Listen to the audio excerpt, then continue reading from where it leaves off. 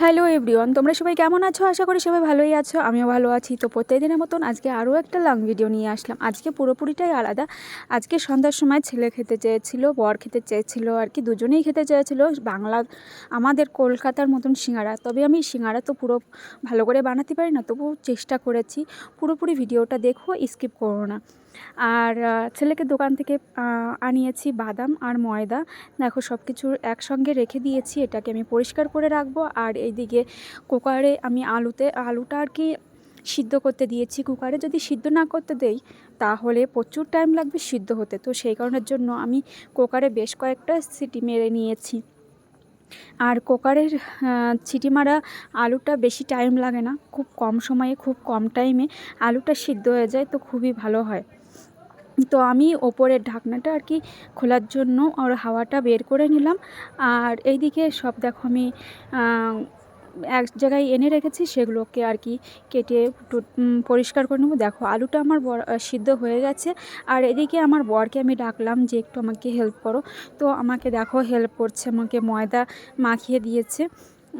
আর এইদিকে আমি টুকিটাকি যা বাদবাকি যে কাজটা ছিল সেটা তো আমি করে নিয়েছি। দেখো রসুনটা আর আদাটা আমি ওটা শিলনোড়াতেই বেটে নিয়েছি, অল্প জিনিস তো সেই কারণের জন্য আমি তো আলুটা সিদ্ধ হয়ে গেছে যখন আমি নামিয়ে নিয়েছি, কারণ আলুটা ছিলতে হবে আর একটু টাইম লাগবে, গরম আলু। তো আমি আলুটা পুরো ছিলে নিয়েছি, ছিলে পরিষ্কার করে রেখে দিয়েছি। আর এদিকে শুকনো লঙ্কা সব কিছু একসঙ্গে আমি গুছিয়ে গাছিয়ে রেখে দিয়েছি।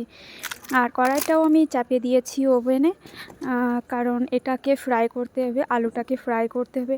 আর সত্যি কথা বলতে আমি সিঙ্গাড়াটা বানাতে পারি না, তো বর ছেলে খেতে চেয়েছে, ওদের মনের মতন না হলেও একটু তো চেষ্টা করতেই পারি সিঙ্গাড়া বানানোর জন্য। দেখো সব মিক্স করে রেখে দিয়েছি গুছিয়ে গেছি।